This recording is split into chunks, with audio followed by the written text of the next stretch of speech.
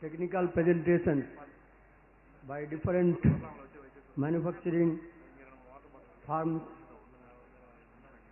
There are 5 presentations in this session.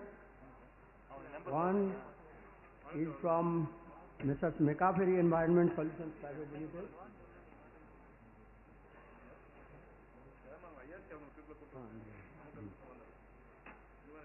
The presenters are requested to come on the dais and occupy their seats here to save time.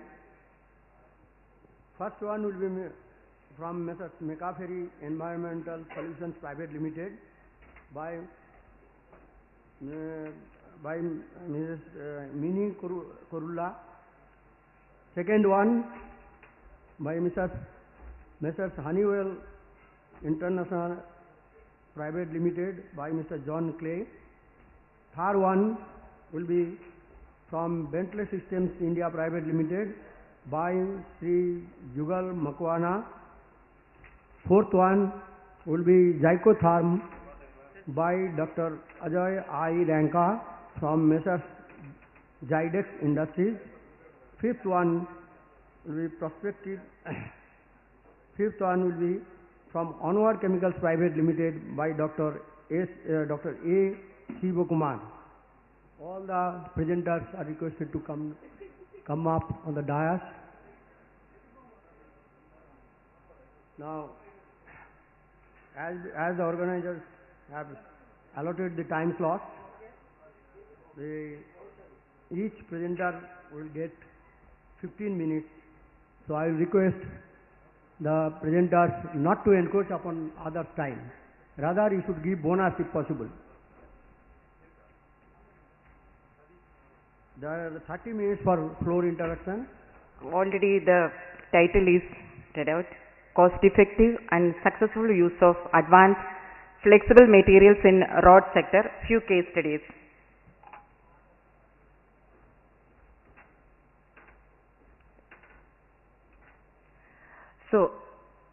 So many materials are at present in industry, especially the construction industry. In that, flexible materials like polymer products, steel fibers,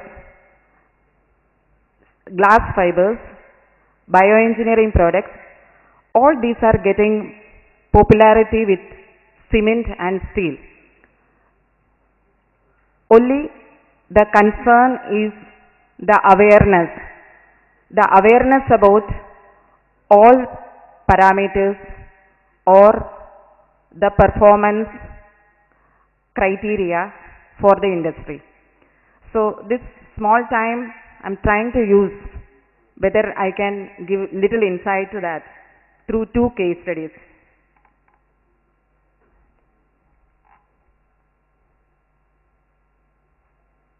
The first is from Gujarat Road, Bhavnagar Road Project, rehabilitation and upgradation of a coastal road in Gujarat, founded on very poor soil with chances of waterlogging.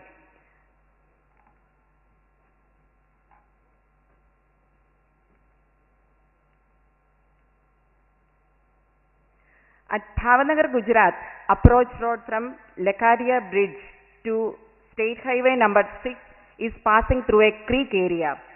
The road was previously constructed using conventional engineering methods, and you can see in the following photographs how the road looked.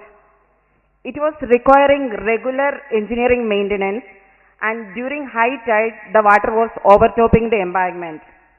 And good quality maintenance-free road became a necessity because the recent years the volume of traffic increased.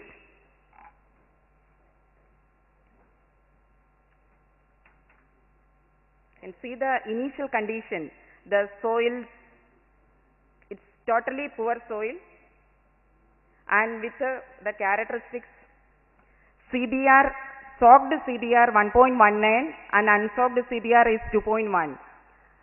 Some cohesion is there which is around 25 kilonewton per square meter or 0.25 kg per square centimeter, and 5 was less than 10 degree, around 6 to 7 degree.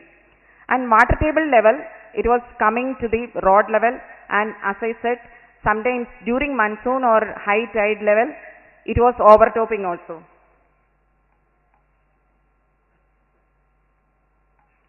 The solution which was provided there, as you can see that the shear strength is almost nil. So the foundation itself had to be improved.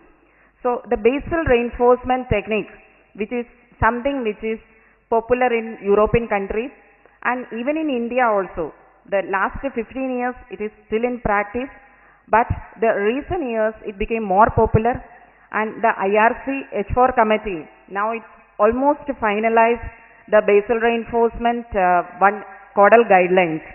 So here there is a bonded geogrid is used as the basal reinforcement. Above that, a geotextile, non-woven geotextile is used as separator and filter, and then in the side a drains which is again by the composition of geosynthetic products is used, and with the use of it very good drainage was provided there. Between base and sub base, again a geogrid, a lower grade geogrid with a very low cost that is provided to increase the strength. And finally in the asphaltic reinforcement, a steel wire mesh is provided.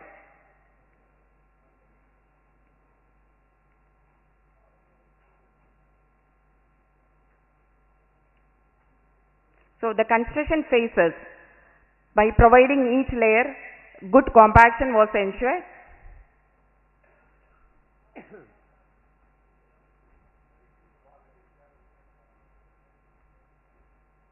This is the biaxial grade. As I told that it was a very cost effective option, which has reduced the overall cost as well as the thickness of the pavement. And I want to stress that the solution is based on the properties of the material. There is a design and the selection can be done, but ultimately the success of the solution depends on how it is installed and also by ensuring the properties of the materials which are used. For the use of polymeric materials, which is not, the engineers are not so familiar, even field trials and lab studies are recommended.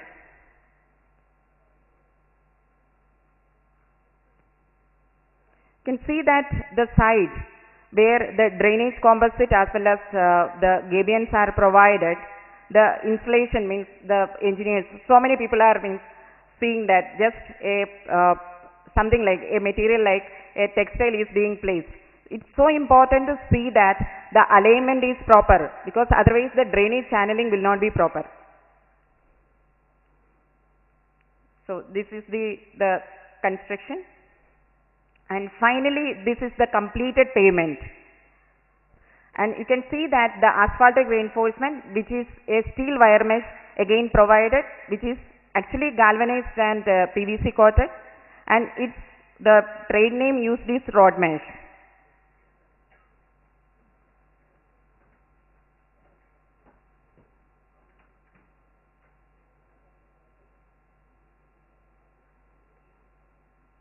As I told you that it's so important that the quality has to be maintained in the site.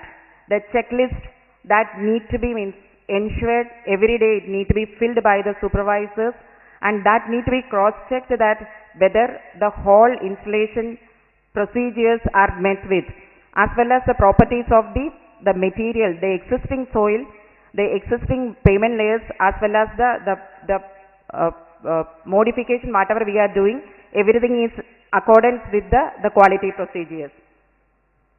Now coming to how the guidelines, how IRC can here standardize the guidelines for the use of these materials. We are already in the process. IRC 34, IRC 56, IRC 15N, all are mentioning the guidelines or the standards which need to be adopted for the use of the polymeric materials. IRC 56 is particularly talking about the different types of materials which can be used for erosion protection. MORTH, the existing MORTH itself is defining the different types of polymeric products, and the basic functions there.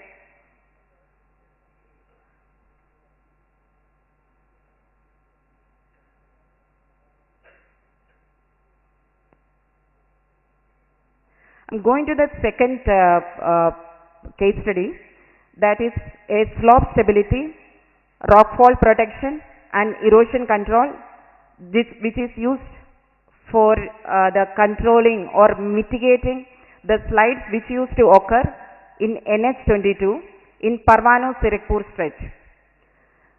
So there various rockfall protection measures are installed. It's not a single solution because the problems were also different.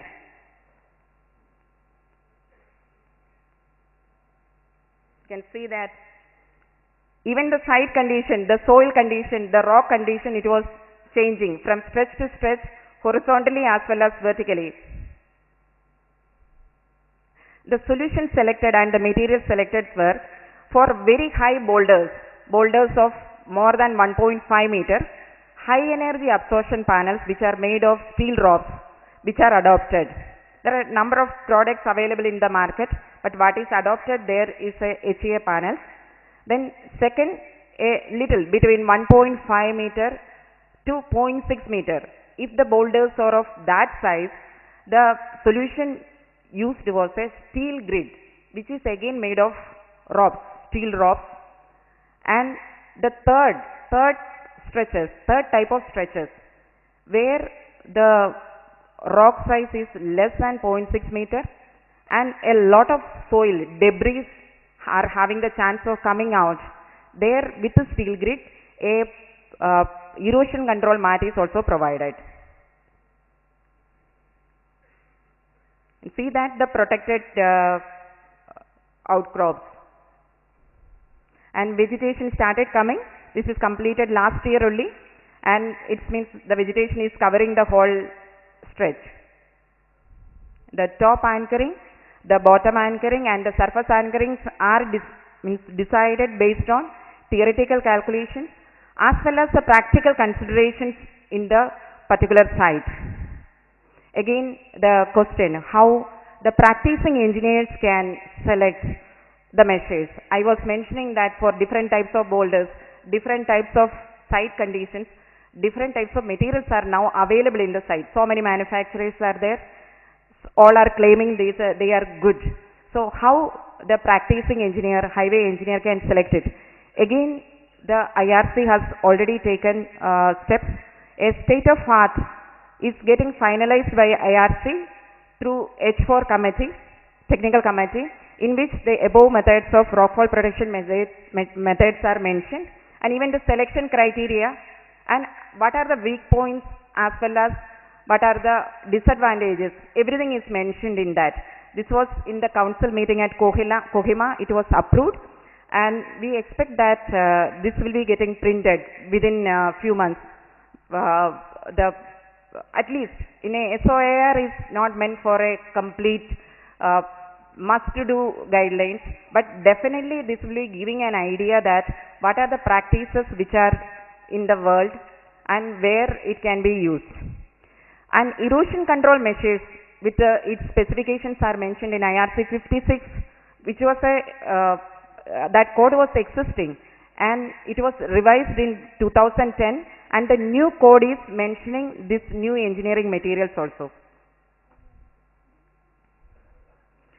So here my presentation is ending, but the summary is the advanced flexible materials like geosynthetic materials, other polymer products, steel wire mesh products, steel rope products, bioengineering combinations, glass fibers, all these materials are now available in the industry.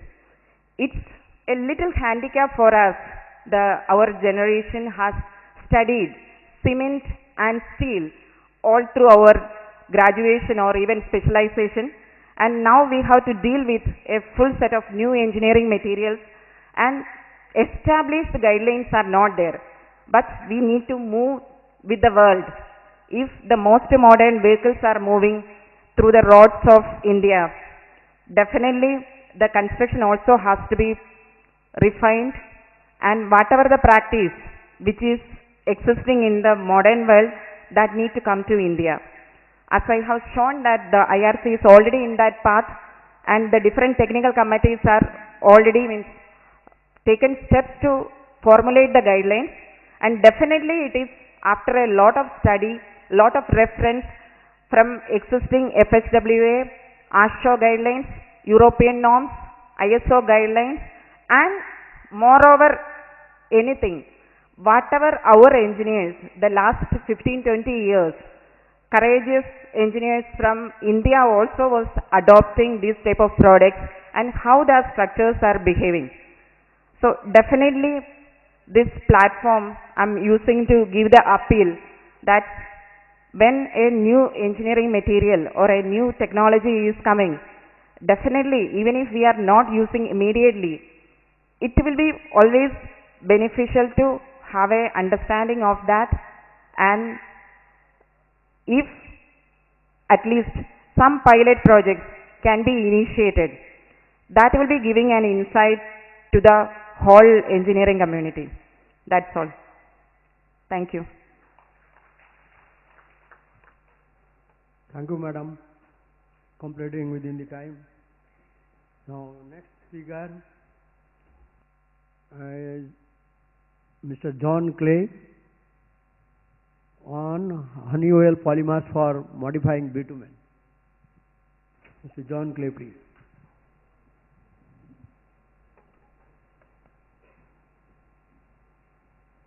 Thank you, Mr. Chairman. Good afternoon, ladies and gentlemen.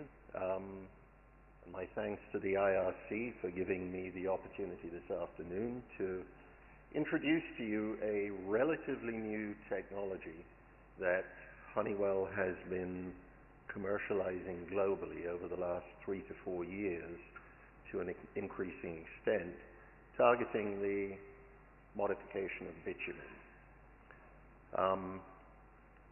I'd like to start by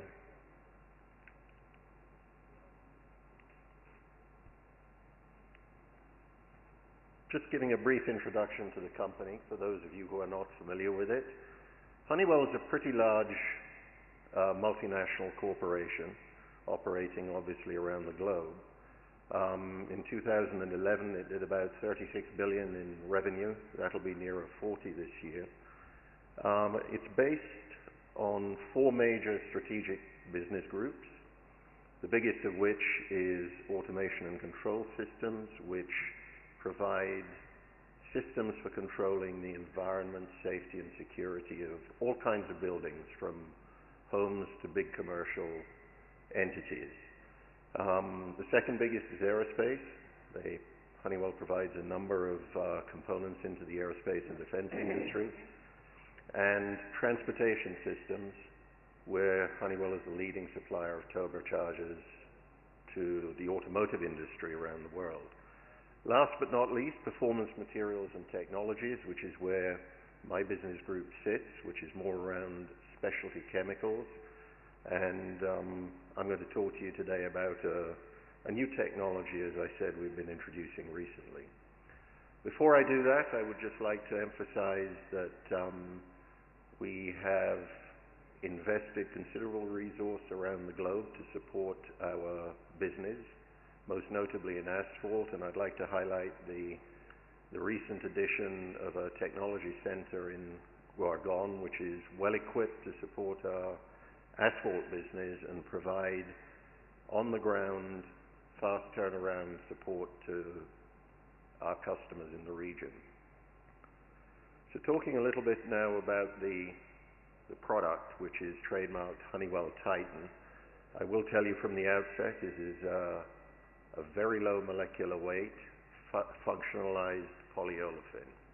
I'll just start by outlining some of the features and benefits it brings before showing you some of the data that's been generated to support that. First of all, as a result of its very low molecular weight, it is extremely easy to mix.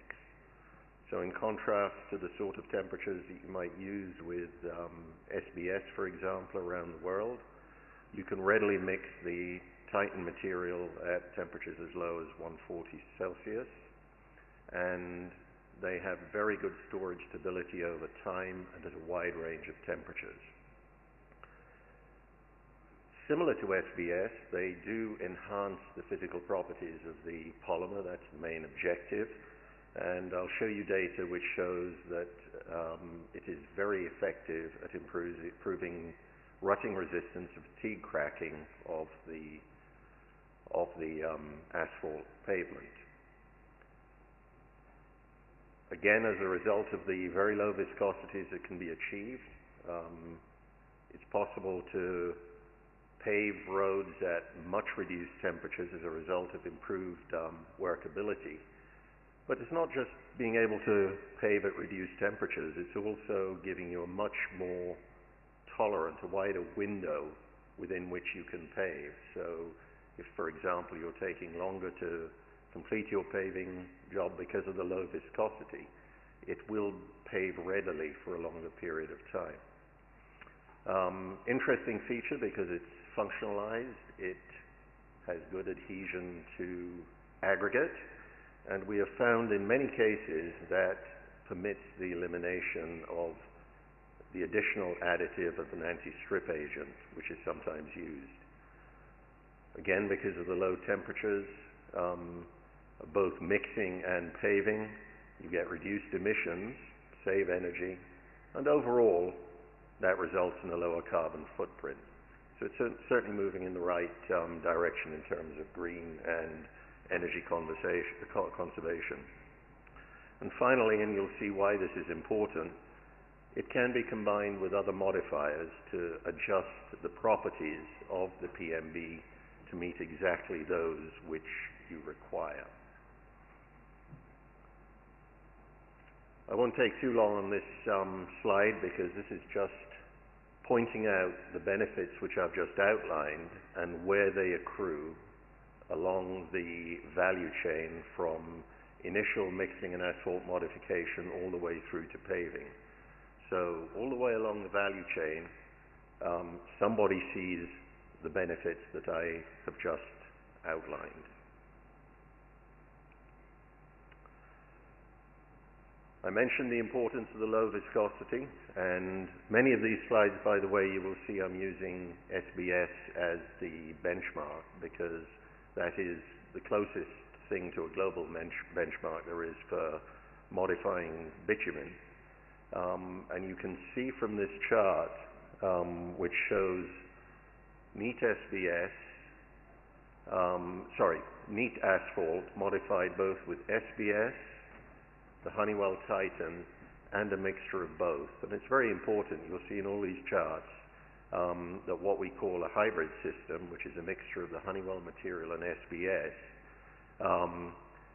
is widely used. And the reason for that is adhesion to the bitumen, and I think you can see the result of what happens after the boiling water test comparing the SBS with the Honeywell material.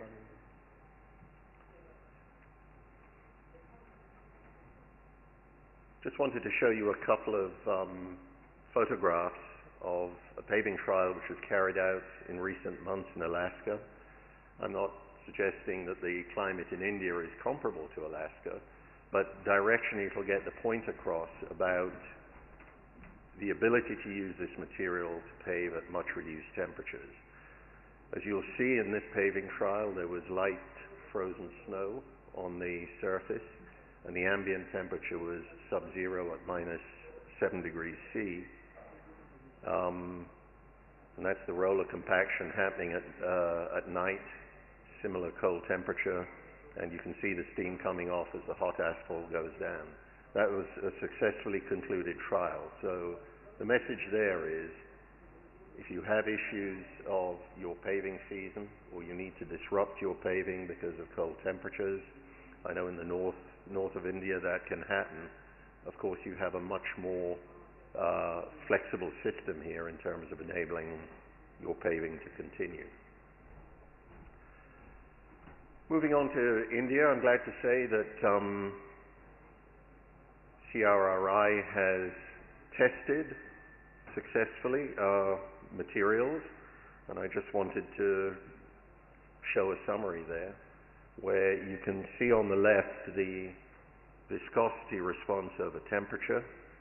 The Honeywell additive doesn't actually reduce the viscosity of bitumen. It just barely affects it, very, very slightly increases it, as opposed to the dramatic increases you see with SBS. And the graph on the left illustrates that. And there is a convergence of the viscosities anyway at the temperatures at which you would mix and pave. But it is not included here. And on the right-hand graph, you can see the potential for the Honeywell material to significantly improve rutting resistance.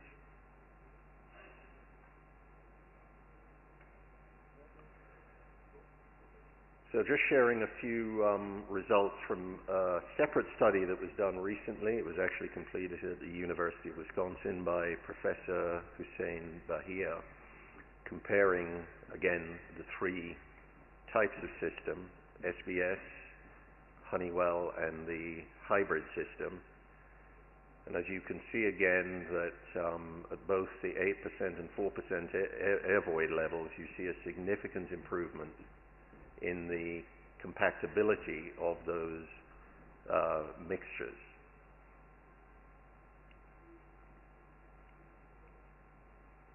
In terms of rutting resistance, again, you see significant improvements here versus both SBS and, of course, the control. 30 degrees Celsius there, and that comes from two separate trials, DOT trials, states in the US. We have not tried to push that down, but I have every reason to believe that we could go below that temperature. But the trials we've done to date, the state DOTs were reluctant to even go that low, and we're not willing to go any lower. So the implications of that for robustness or having a wider window of opportunity to pave, both in terms of climate and time on the job, are significant. And improved adhesion to aggregate, again, that simplifies the overall system and reduces your cost because you can eliminate one component of the system, which is the anti-rutting agent. The reduced emissions which recur come from that lower temperature, and I re-emphasize that although the Honeywell polymer used alone will give very, very good overall performance in the road used neat, and in some places it is, where different countries or authorities have an elastic recovery specification, it would be necessary to combine the Honeywell Titan material with the SBS elastomer to meet that particular ER specification. So thank you very much for your time and attention.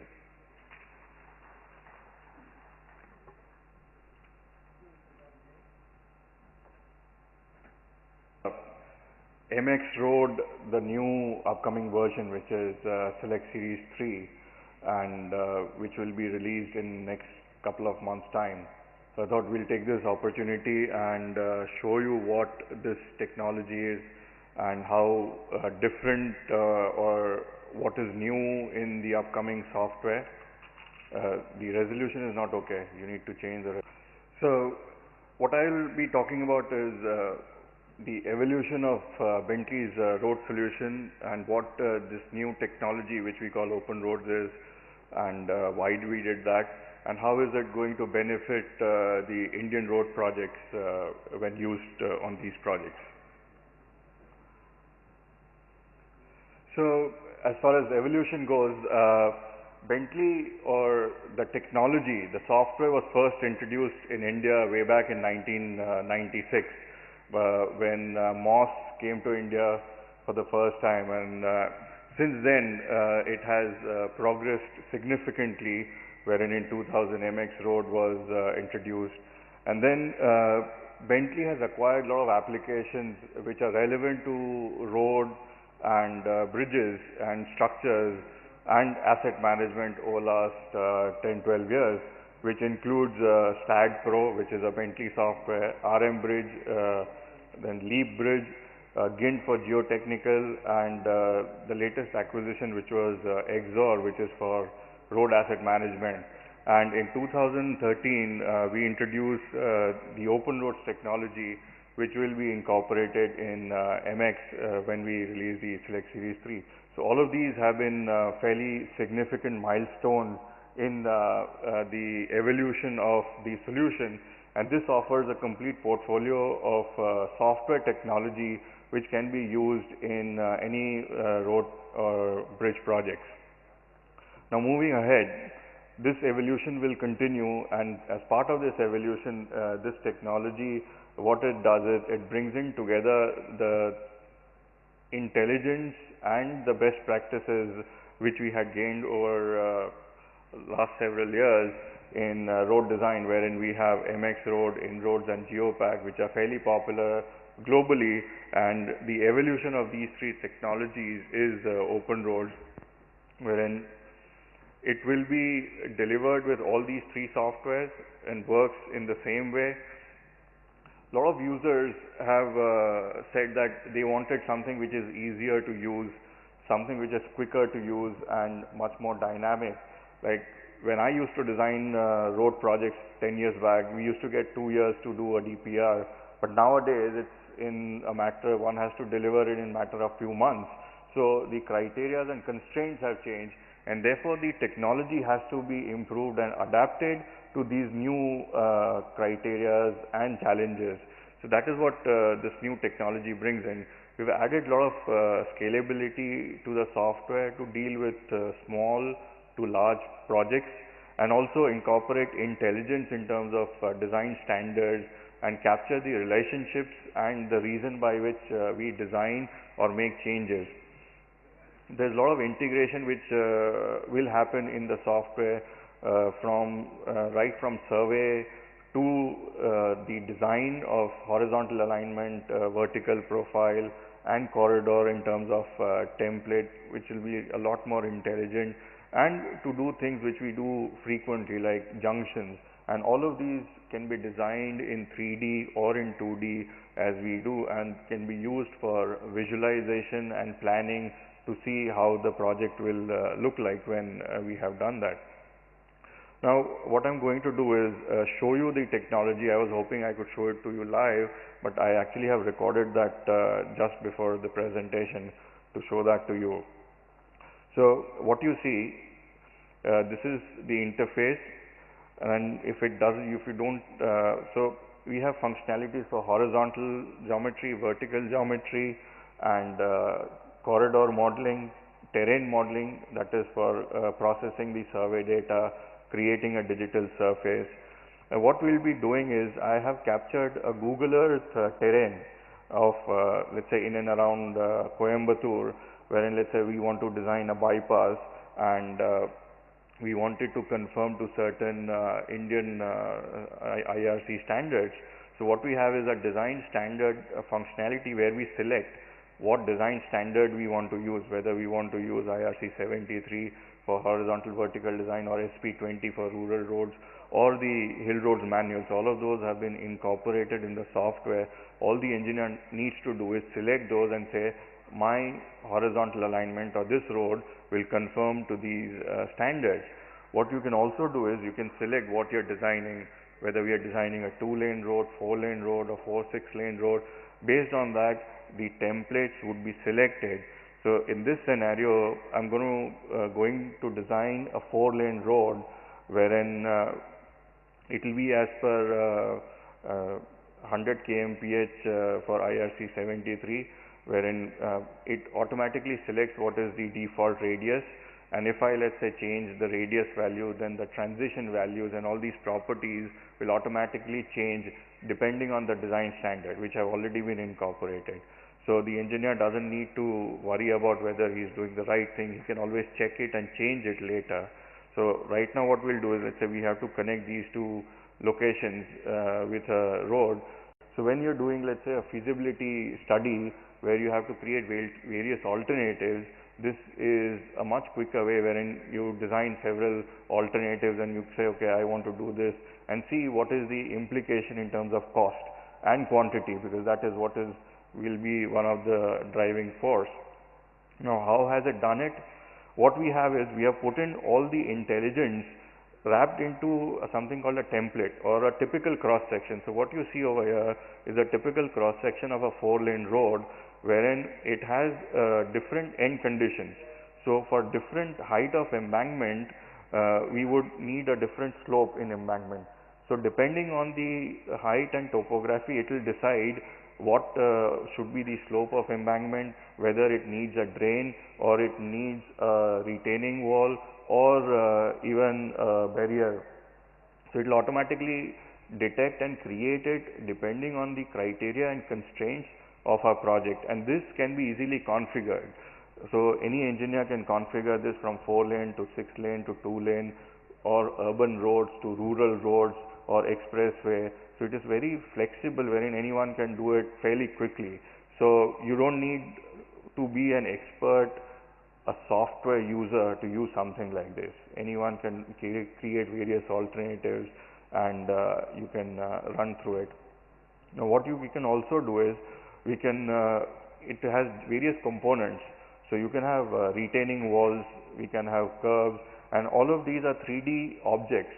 Okay, these represent the actual constructed objects. So we can say, when we say a retaining wall, it will be a retaining wall which will be digitally created. It will give us the quantity of that retaining wall. It will give us the extents of that retaining wall, height of that retaining wall, in terms of where do we need to start, where do we need to end. All these criteria and constraints will be stored in the software and will be available for the engineers to use and analyze it at a later date. What we can also do is, we can now, the first vertical profile which it created, it did it automatically based on the best fit criteria that was given. So this screen which you see on the bottom is our vertical profile, where you see the ground profile and a proposed profile. Now if let's say I want to change the height of embankment, like right now it is in range of 0 to 5 meters. If I want to change it, I can change the height of embankment. That is, if let's say I need an average height of embankment to be 3 meters, then now the software will analyze the entire geography and change the average height of embankment to 3 meters, remodel the entire corridor, recalculate all the quantities, and it will be available for us to view that. So what you see is, the entire corridor has been updated, everything has been updated, and now we can go and look at the cross sections. At every location we can go and see the quantities in terms of our cut fill quantities. We can also see how high our embankment is, or what is our width of embankment, and all the intelligence is stored in the software. So even if, let's say, an engineer, let's say if I am working, if I give my design to someone else, he'll be able to see all this information there. He'll be able to see that I changed my height from 5 meters to 3 meters. So if he wants to go back to 5 meters, he can go, and the results will be updated.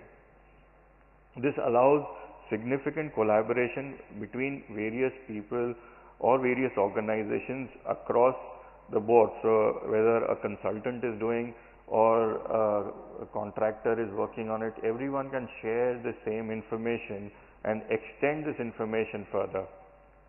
So what we are doing right now is extracting the quantities.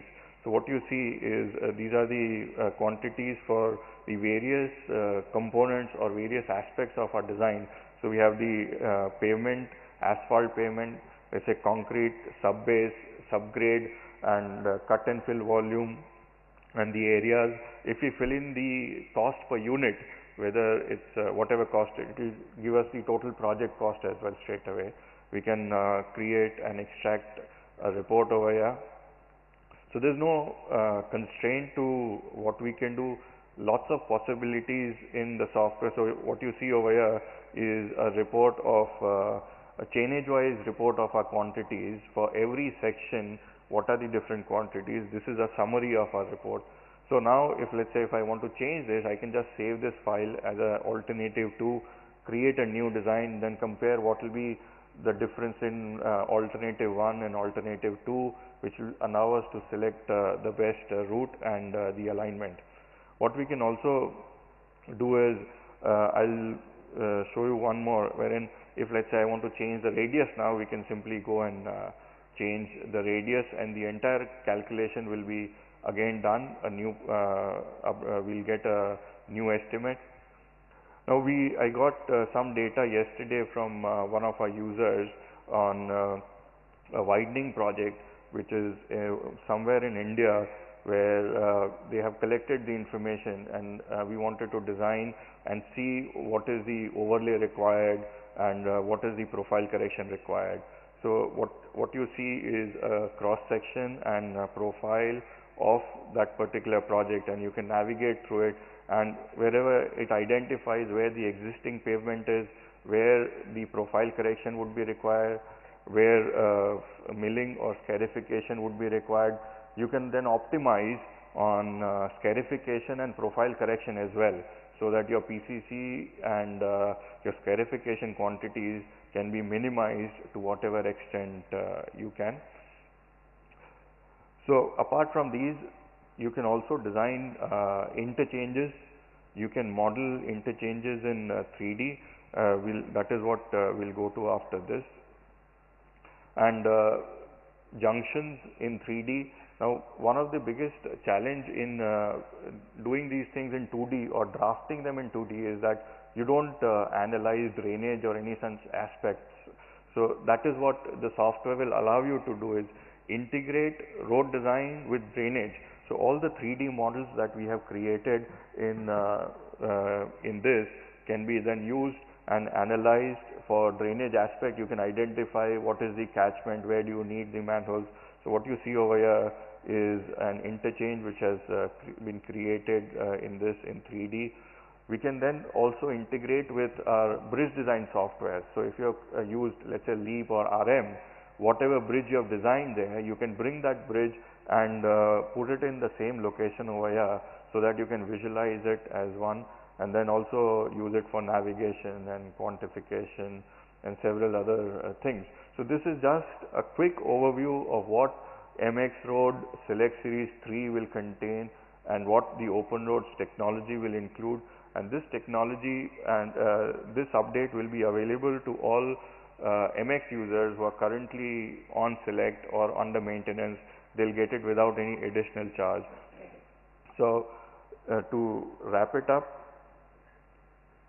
for India, as I mentioned, what we have done is we have included all the Indian design standard codes, IRC 73, SP 48 for hill road manual, and SP 20 for the rural roads. All of these will be supplied with the software. We'll also have a library of typical cross sections which are being used in the Indian road projects, and obviously standard reports for quantity, alignment, and plan profile drawings and everything can be extracted from here. So what we see is this technology will help you design your projects with confidence and ensure that whatever discrepancies you have been having in the past, and in terms of project cost or optimization, it'll make things easier for you to do. And we have a booth in here in E1, E2, E3.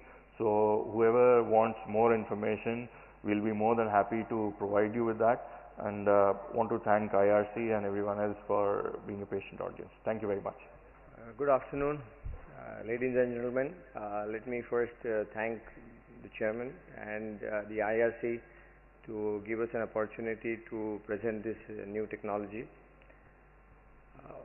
What I am going to present to you this afternoon is basically a new development which Zydex has done specifically to resolve the issues of what we call as a coating and compaction. This is a very sort of a critical area to build high quality pavements. One of the things which you must have heard over a period of last few years is the evolution of warm mix technology. Now, warm mix is basically being done with respect to environmental reason. There is an IR committee in 2011 which has sort of pointed a finger towards asphalt as a potentially carcinogenic material. So it is a duty of the road technologist to start looking at lowering down the temperatures to reduce the impact of the organic emissions and the vapors which are inhaled by the paving crew. Now, this specific development relates to warm mix technology also, though I have not called it as a warm mix deliberately, for one reason. Everywhere where warm mix is being looked at in the world, the first apprehension in the minds of road engineer is it going to make my pavement weak, worse? And what I want to bring to the table and to your notice is, here is a technology which will actually make it better with keeping in consideration. So, the way I like to call it is, warm mix can be described as anything which helps you to coat, anything which will help you to compact. If you look at your business of actually making a black pavement, what is it? In a very simplified term, you are in the business of coating and compaction. That's what you do. The question is, can anything help you to do it better? And that's the key. The second point which we would like to make is the blackness of the mix. If you see, 5 to 7% of your fines are accounting for 70% of your surface area which you are actually trying to coat. You see your black mix is slightly grey. Why? Because you are not able to complete the coating. This technology, because it allows you to coat completely, helps you to make it look blacker. So this is where the correlation comes. So the first advantage this technology basically brings in the preparation of hot mix is that it wets and makes the sort of spreading of the bitumen on the aggregates, on the fines much easier. Now, how does it do it? If you really understand your bitumen consists of two components. One is an asphaltene, one is a maltene. Asphaltenes are the sticky materials which are polar, which are aromatic in nature. So what the Zycotherm technology is doing is, it is essentially capturing all these sticky asphaltenic materials and capturing them in the nano cages. So suddenly your ability to process the bitumen mix is much better. So the first observation you will see is, the material does not stick to the trucks, it does not stick to your rollers, and you start getting a much better compaction even at lower temperatures. That's your objective. That's one of the critical problems which you face, whether you are paving roads in Leh or whether you are paving roads in the night in Delhi area when it is a cold winter, or maybe in other parts of the world. The one very important aspect which this technology is expected to resolve is the free flowness of the mix. Today, if you realize, when the paver machine you observe, it sometimes flows in like gaps, and this is very important for creation of potholes. If you have a correct flow and easier flow, you will realize that your densification, your densities across the lane width is much better. And this is one of the biggest benefits which the United States contractor have started realizing, that every one of them who has used this technology has picked up 5% bonus point, because they maintain consistent densities across the length and width. So this is something very interesting aspect of this technology. There is a very strong statement we have done: eliminates stripping. This technology also is built with organosilane as component in that. Now, one very important thing which you need to understand, as you start lowering down the temperatures, the chances that your aggregates may retain some moisture at the time when the bitumen is getting mixed with the aggregate is very high. particularly if you have started on a rainy day. India, it does not happen, but it can happen. This is the only technology where water is becoming your friend. It is a catalyst to react this technology with the aggregate having siliceous content. And that is why once the chemical stripping of the silanol groups takes place, you will realize that now the bonding of bitumen is to a chemically bonded oleophilic surface. That means oil loving surface. And this is where the real we have done now experiments where you can do 6 hours of boiling test and you can pass completely with 98% coating retention. And that's huge. Today, if you do your normal mixes, 10 minutes it will fall apart. So that's why I am making a statement, eliminates stripping for all practical purposes. Fuel consumption is an obvious outcome of if you want to reduce the temperature. But there are two aspects of this. Many places where you do not have plants in hilly areas, this can help you to haul into longer distances. The technology moves where your radius of operation has started expanding. And this is what will allow India to start building bigger plants to service longer length, have better quality controls. So these technologies will have to be looked at from a quality upgradation consistency perspective. Third would be that low temperature paving. Like you always have struggled for achieving densities at low temperatures in the night, and future the Indian roads are so congested today in the cities. No city will permit you to do daytime paving. You will have to do night time 10 to 6, that's all. So this is my sort of a take on this. Biggest issue in the developed world today, and I am sure in India also, though our workers do not complain, is the odor. What this technology has demonstrated very convincingly is the odor almost elimination.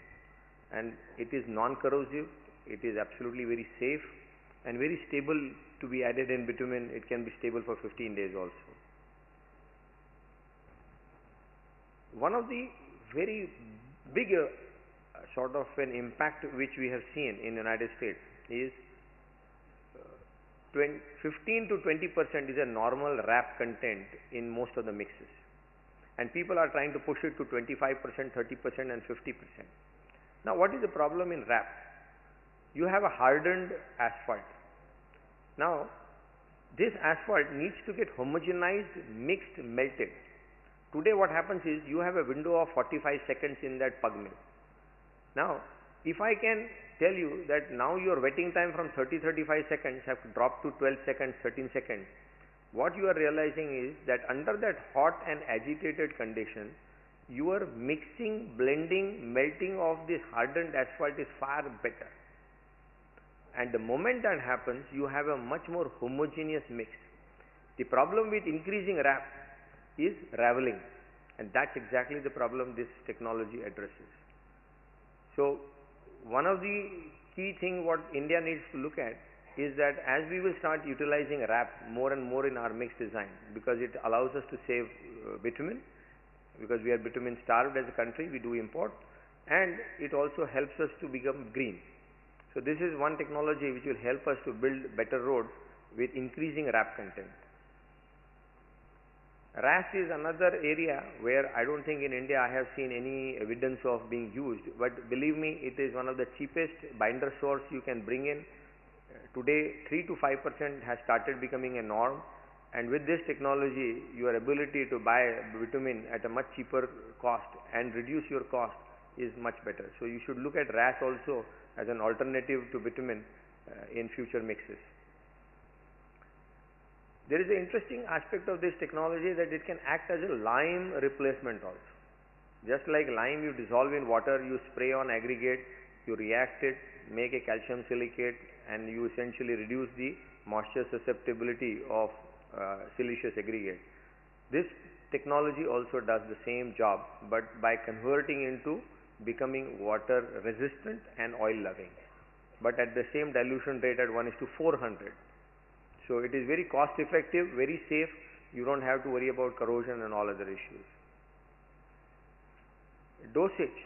Now this is the beauty part. This is a nanotechnology. you need only 0.1% on the bitumen weight. So this is really working at a nano level for you and really changing the way bitumen behaves. All modified binders, we have run now trials in United States, right at Minnesota to Wisconsin to so many places, where modified bitumen, which polymer modified bitumen, were paved at 32 degrees F, that means almost 0 degrees C. And the crew came back and said that this was the best ever performing material we have ever seen after evaluating so many warm mix technologies. So that basically adds to the testimony of this material. This is an interesting picture of how black we are going to see. Believe me, when I am saying black, I mean jet black. You will love it when you see it on the road. You know, if you are a true asphalt lover, you will love it. So this is just a summary of all the things we talked about in terms of easy blendability, essentially compatible with all the grades, odorless, reduced fuel consumption, reduced moisture susceptibility, workability and coating. The last thing is, today extension of the pavement is becoming very important, and what we believe that the next generation of warm mix technology must address that. And I think this is one technology which is addressing the extension of life cycle by eliminating the stripping. It is extending the life cycle because it is making it more flexible, because the aging of the bitumen can be reduced because your temperatures are starting to drop, and at the same time the asphaltenes are getting captured into these nano cages and getting pulled to the aggregate interface. So what you can extrapolate is your oxidation rate is likely to slow down, and I think that's where we end essentially. Thank you very much. I really appreciate your time, and I think thank you. Thank you, Mr. Ranka. Next presentation is prospective applications of glued steel fibers in construction industry, a long-term performance, by Dr. A. Sivakumar from Mrs. Onward Chemicals Private Limited. Dr. Sivakumar. Good afternoon all. So today's presentation we are going to focus on one of the primary applications of concrete, where we are going to introduce this discontinuous fiber reinforcements, which are called as steel fibers.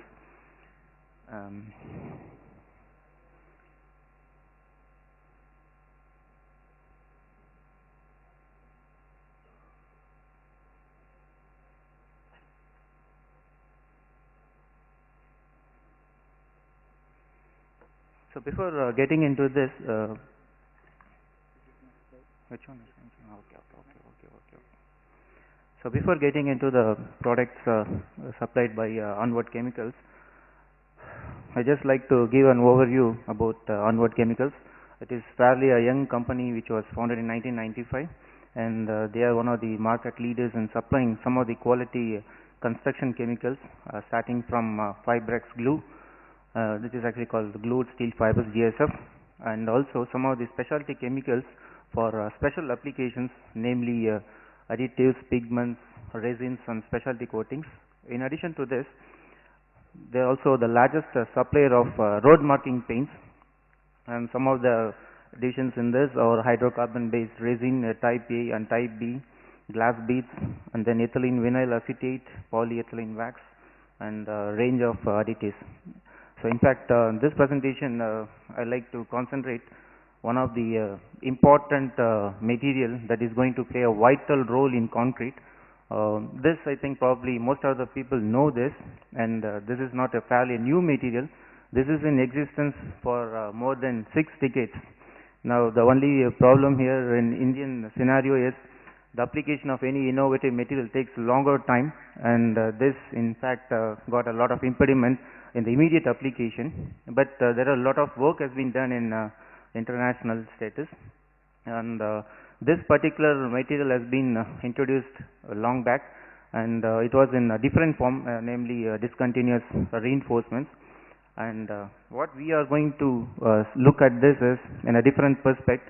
So in addition to some of the outdated results like increasing toughness and increasing flexural resistance and then other crack resisting potential, there are other round robin tests which we have conducted, and there we can just see some of the important applications of the steel fibers where we can just going to get lot of reduction in the concrete, so thereby we are going to have a lot of cost savings, and we'll come to that later after just giving an initial introduction about what is this fibers.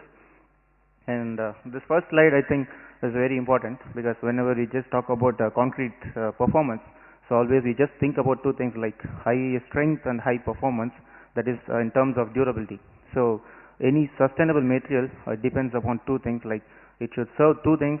One is immediate strength gain, and then over a period of time it should able to get a maximum ultimate strength, and then after some time it should serve the desired purpose, like there should not be any cracks in the concrete, nor it should be having any sort of shrinkage, cracking, all these things. So these are some of the detrimental effects which leads to a three-dimensional volume contraction and subsequently introduce a lot of stresses.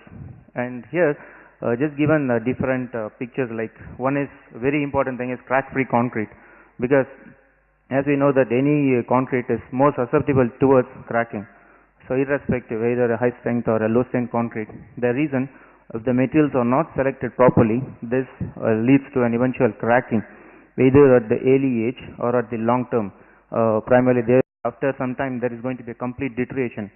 Now we can just think about the main steel rods that have been put in concrete. This is no way going to arrest this type of cracking, right? Since most of the concrete that is above your steel rods are going to be completely unreinforced. So this is generally a weak area, and again becomes the weak zone. And suppose your concrete is highly homogeneous and there is not going to be any sort of cracking developed. Now typically the cracking what I refer is primarily due to the drying shrinkage and not due to the stress. So ultimately I am not going to tell the steel rods are not serving the purpose of taking the stress. Instead I can just refer it as these cracks are generally the residual stress. So any stress that are developed as a result of constrained displacement during volumetric contraction, generally they are called residual stress, and these stresses are more phenomenal in concrete. And if you just take a fiber reinforced concrete, so generally a discontinuous reinforcement which incorporates steel fibers, so you can see the dispersion of the fibers being very homogeneous throughout the entire volume of the concrete. So this adequately serves the purpose. And in addition to this, if the steel rods are being embedded in the concrete, definitely both the purpose are going to solve, like increasing the moment of resistance by the main reinforcement, at the same time the residual stress created because of three-dimensional volume contraction. Okay, so some of the applications of the fibers, I think needless to tell this thing, because wherever you come across any material which is means the concrete material being unreinforced, we can suggest the addition of the steel fibers. One of the main application is flooring slab, because whenever you have a large surface to volume ratio, you have more contraction which is going to affect the concrete. So those places you can add this type of discontinuous reinforcement to make it highly homogeneous, and flooring high strength application. So any high strength concrete again has got a lot of shrinkage problem, and shielding. So generally for nuclear shielding, so we can just recommend for a high density concrete. To increase this density we require this type of steel fibers. Apart from the radiation effects, I just want to tell this. So this can be applied to some extent. Again a very important guidelines for designing this. And then precast industry. So this is a very important application, this glue steel fibers, since in precast industry the minimum handling stress. So whenever the elements, the unreinforced elements are transported to the site, you require some sort of stress handling, right? So those stresses are generally taken care by this fibers. And then impact resistance. So this ultimate benefits of this. And then safety walls and lining purpose. And again a very important application is shotcrete lining. We'll show some of the applications. So these are some of the major applications of slab on grade. So where you can see a large surface being exposed, and this surface is being exposed to differential temperature. So during noon time it will be very high, and during winter or during the night time it will be a reversal. So differential temperature variation affects the concrete properties, and as a result there will be a three-dimensional volume contraction. and all this thing can be essentially counteracted by the addition of the steel fibers. And again, reinforced segregation resistance, and some of the fundamental mechanical improvements like flexural resistance, tensile strength, and certainly compressive strength is not much enhanced in steel fibers, not much enhanced. And the other important word is like impact resistance, high toughness, fatigue endurance, and long-term serviceability. So this I just told in the beginning, like whenever you have large surface volume ratio, and then in addition to that continuous wheel loading, so dynamic wheel loading, and then abrasive and wear resistance, since your concrete is highly integrated, so there is no chances of peeling of the material, so no delamination or any pop outs on the surface. Okay, so just coming to this, so generally in compression, fibers does not have a very major role. A reason your failure is other than fracture. So generally in fracture only your fibers are being stressed. So there you can see enhancement, since both the loading axes are in uniaxial direction. So naturally fibers will not be. So we cannot have any justification that fibers will increase, but there will be a small increase depending upon the grade of the concrete. And you can see some of the important advantages. So when you add fibers, compared to the normal concrete, a bulging failure occurs, whereas in the normal concrete generally it calls pure shear failure. You can see at the first figure, whereas at the bottom you can see a lot of bulging of the concrete occurs. So this essentially shows that the energy absorbed by the material drastically, and this is typically compared to a normal rebar, and the other one is addition of fibers. So again, addition of fibers plays a governing role, because how much of fibers to be added. So when you add a lot of fibers, definitely the number of fibers crossing a typical crack will be more, and naturally your crack arresting property will be higher in the case of high volume fraction. So this is well known. So this you can see, so in the case of low volume fraction you can see only single crack, whereas in the high volume fraction you can see multiple cracking, generally called strain hardening of the material will be more. And this is a typical failure of normal concrete. And you can see in the case of a steel fiber concrete, so here you can see number of fibers crossing critical crack. Now we can see ultimate strain at failure, which is significantly higher in this particular composite compared to the other material. That's the advantage of fiber reinforced concrete. And you can see crack meandering. This is again a typical thing. So usually cracks on the control concrete will be straight, because any crack that is going to occur, it just passes through the entire width suddenly, whereas in the case of a fiber concrete, it sustains series of rupture at the intermediate point, and stress redistribution occurs within the material, and as a result the tortuosity of the cracks are increasing. That's generally called crack meandering. This is one aspect, and this is a typical picture showing how the fibers are going to play a dual role. First thing is crack initiation is control, so the formation of cracks is control. At the same time, once the crack has occurred, you can see the cracks generally closed by still straining of fibers. So after that, the ultimate stress is being increased by the fibers, since more fibers take part the stress. And some of the basic things which governs the fiber addition, like a profile. So what type of profile is required? 4 minutes time, because I had been busy and I could not formally request IRC. Anyway, it is very, very important, because so many speakers have been really made rich contributions about road construction, but I don't know how micro steel surfacing is not still becoming the topmost topic of the road construction, because we have to adopt a improvised technology for the road construction, and there is only one, that is micro steel. I have requested the Patna session, in the Patna session, to consider it. I have been requested to formulate a subcommittee for this. I don't know, IRC had been busy or it missed the attention. Microseal surfacing of roads can be described as microasphalting of concrete surfacing. It is very fast process where the resurfacing is done in a single mix and lay operation. A distance of 5 to 600 meters lane of 3.5 meters can be resurfaced in 15 minutes time. It does not require any rolling or curing, and the layer is ready for use in 2 hours time. I mean, it can be open to traffic. Microasphalt surfacing is a mixture of polymer modified bituminal emulsion, mineral aggregates, filler and specific additives in required proportion, mixed and spread with the self-propelled micropaver. This pavement is highly skid resistant over a longer period of time as compared to normal dense bitumen concrete pavements. The use of polymer mix. The pavement is more resistant to crack formation for a longer period than hot mix overlays. The life of these pavements has an average life of 6 years plus to 8 years. While the normal bitumen carpeting, we call it BC, asphaltic concrete SDBC, is 5 to 6 years maximum. Even sometimes it is less than that. Keeping over increasing price of hot bitumen, the micro asphalt concrete surfacing is becoming more and more competitive. Presently, it costs rupees 180 to 200 rupees per square meter.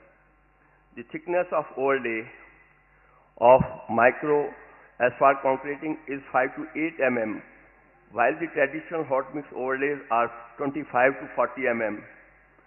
It is highly desirable for colony roads. Presently, there have been on average 7 and 8 overlays of hot mix on these roads since we got independence, resulting in continuous rise of level of the crest. The level of courtyard of the houses has become lower because of this. Consequently, the rain water is being having reverse flow towards houses. The micro surfacing was first adopted in Germany during 1960 to 1970. This no doubt has the micro surfacing has surfaced in our journals, like micro asphalt surfacing was covered in the Indian Highway magazine in their 2007 issue, volume 35, number 8.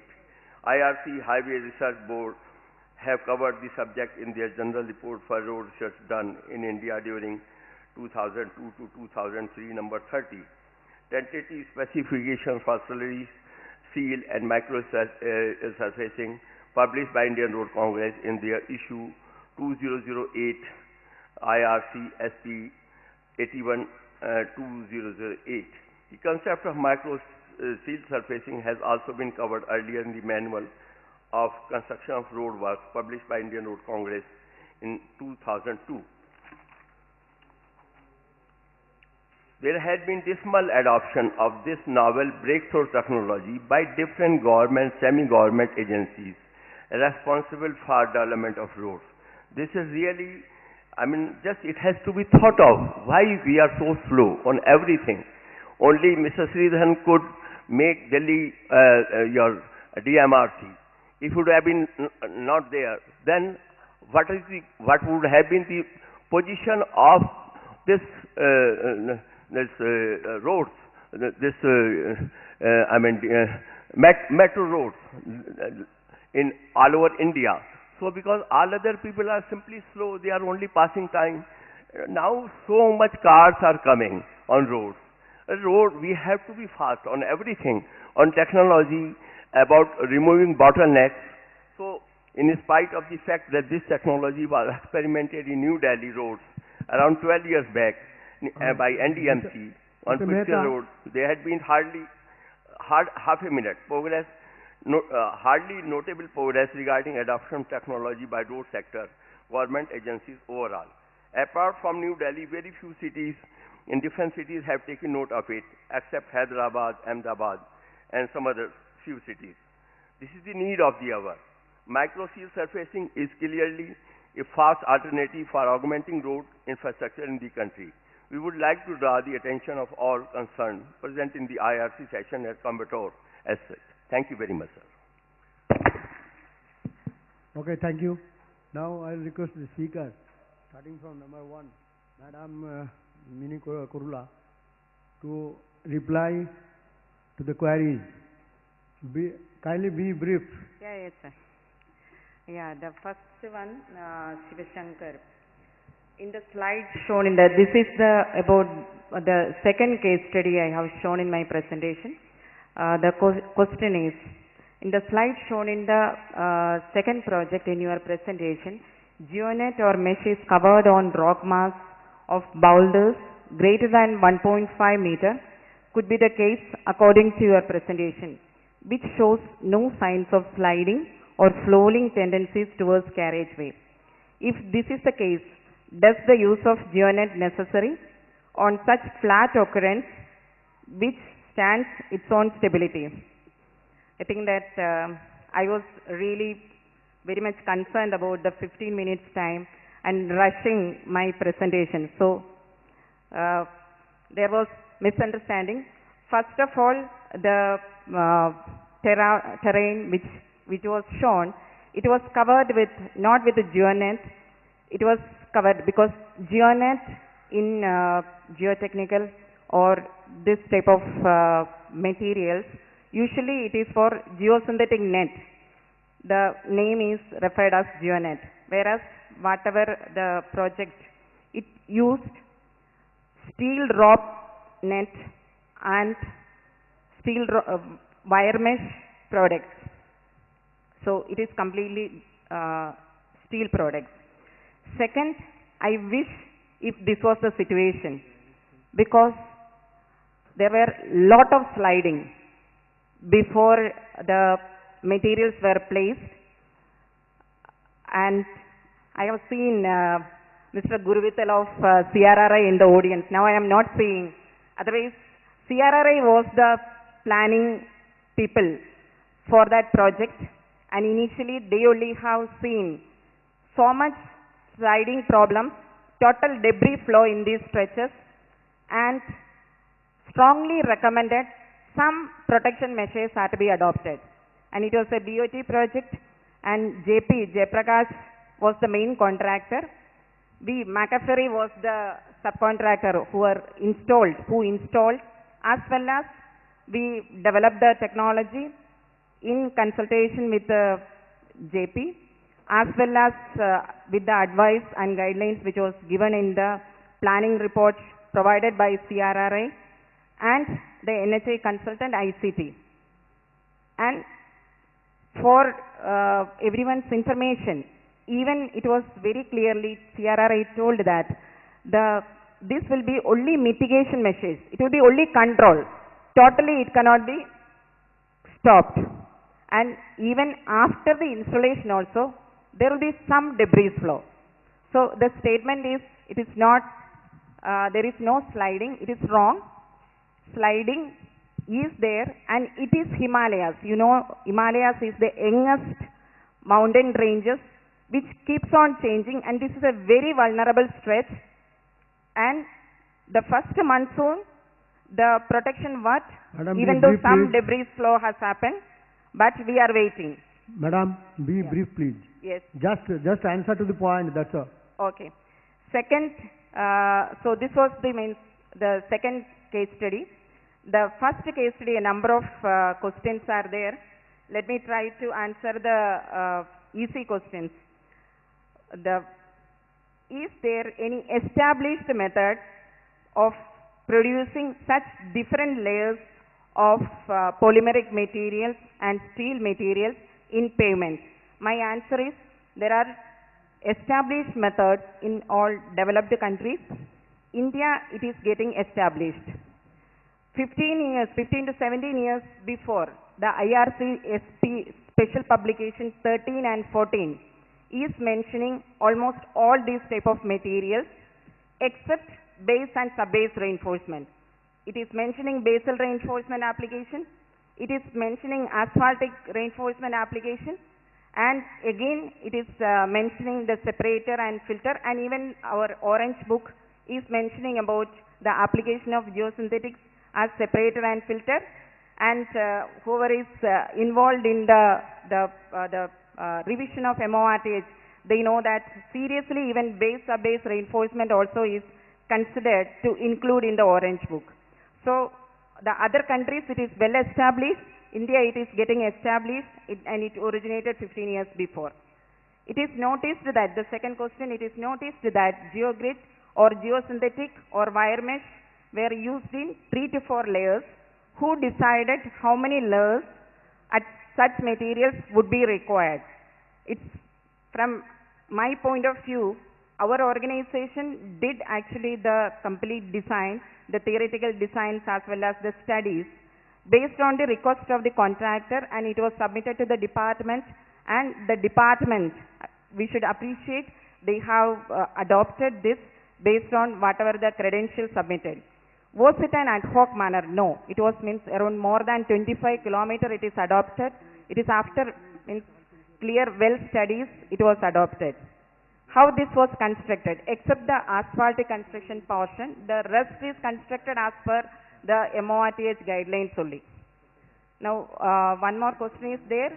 How can geosynthetics help in a road construction for soils of CBR less than or equal to 2? Yeah, that is why we decided to present that case study. It was too difficult. CBR, and there is no magic which can mean shoot up the CBR of there.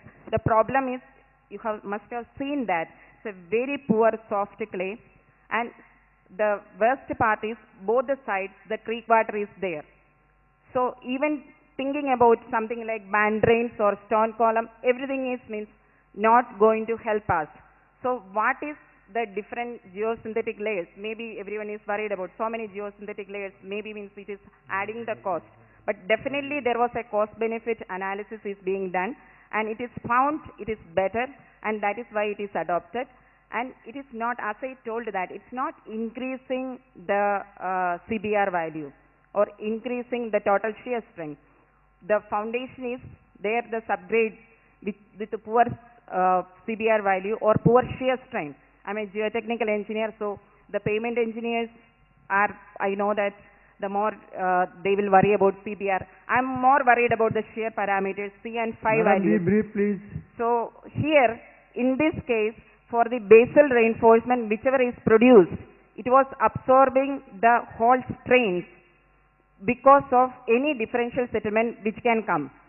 The second is the different layers which is provided from asphaltic to the base to sub-base. It's again helping the stresses to get uniformly distributed, and minimum will be getting transferred to the foundation. So instead of improving the CBR, two ways it is helping. One is by controlling the differential settlement, and please second, please. Sir, it is the last one. It is by controlling the differential settlement, and second by distributing the stresses. That's all. Okay. Thank you. Now there is a request from IRC as well as from my side that lots of questions have come, and it has flow reaction has been very proactive and all. I will request the delegates whosoever has provided the questions here. Here's the questions here. These presenters have got their in the stalls in the this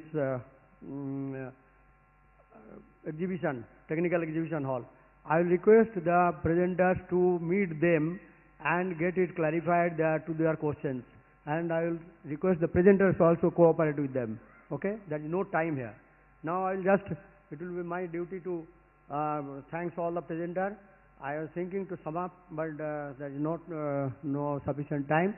Everybody has heard them, and I appreciate all of their presentations, and those are useful presentations, for very informative, and we should carry their message with us as engineers for their adaptability and their appreciations.